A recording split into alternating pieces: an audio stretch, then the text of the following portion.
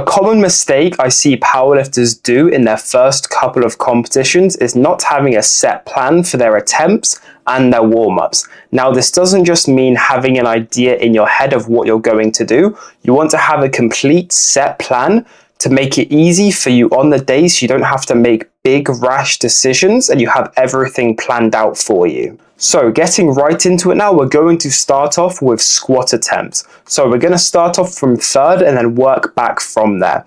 So let's say, for example, if you squatted 140 kilos for an RP8 single during your peak, then you're going to be looking at something around 150 kilos for that third attempt. So if we put it in there, and then we're going to have to work out what jumps we're going to have to be taking between the first, the second, and the third. Now, just for a rule of thumb, I would say for any lifter squatting below around 200 kilos to only take a 5 to 10 kilo jump, but anyone squatting more than 200 kilos around 10 to 15 kilos. But it can also get above that to around 20 kilo jumps, but it just depends on your body weight and how much weight you're lifting. So for this example here, we would go 142.5 and then 135 kilos for the first, second, and third. And now we're going to have to work out the low and the high options. And again, I would say for a rule of thumb with this, if you're squatting below 200 kilos, I would keep it at 2.5 difference between the low and the first and the high. But if you're squatting above 200 kilos, between 2.5 to 5 kilos. So for this example here, we would go 132.5, 137.5, 140, 145, 147.5, and 152.5. So now that we've gone through and understood how to choose the attempts and also the low and the high, how do you actually use this on the platform? Now, as a rule of thumb, you do not want to take a bigger jump between your second attempt and your third than your first and your second was. So let's say, for example, you did open the 135 kilos and you took a 7.5 jump to your second to 142.5. The maximum jump you can take to your third is a 7.5 kilo jump. So the max you could go to is either 150 or 147.5. So now, how should you actually decide what to do for your second and your third?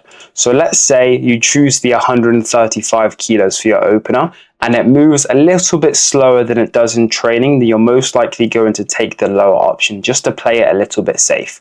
But if you do it and you feel around the same that you do in training, you would take the 142.5. But if you feel better than you do in training, take the 145 kilos. Now, once you've decided your second, it's going to narrow down the third attempt a little bit more, just because of the rule of thumb that I discussed before. So let's say you went from 135 to 140, the maximum you can go to is 145 kilos, so that 5 kilo jump. So that will narrow it down quite a bit. But let's say you went to 142.5. You have more space now to jump. So you could either take 150 if you're feeling good, or you could maybe take 147.5 if you don't feel as good. But if you take the 145, you have a lot more options to take.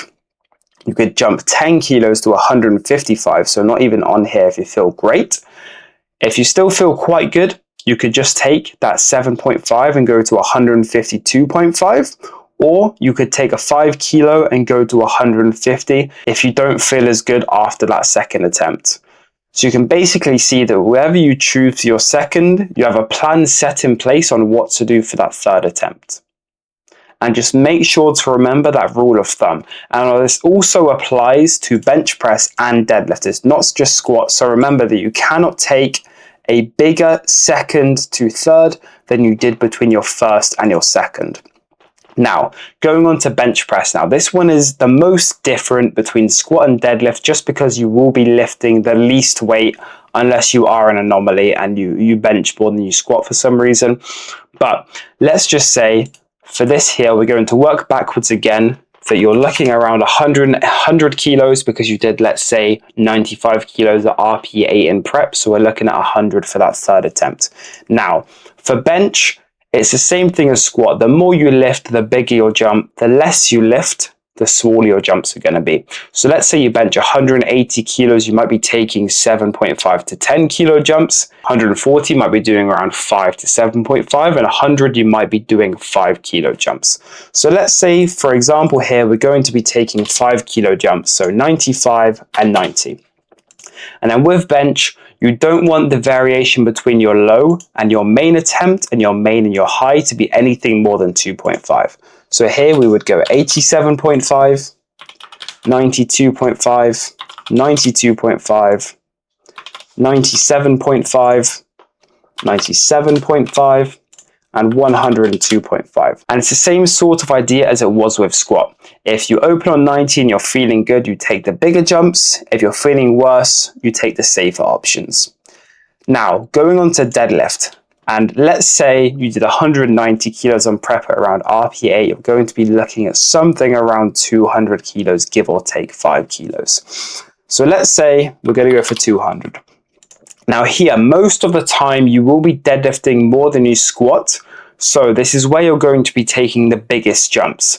So same again, for a rule of thumb, I would say for below 200 kilo deadlifters, I would say around a 7.5 to a 12.5 kilo jump.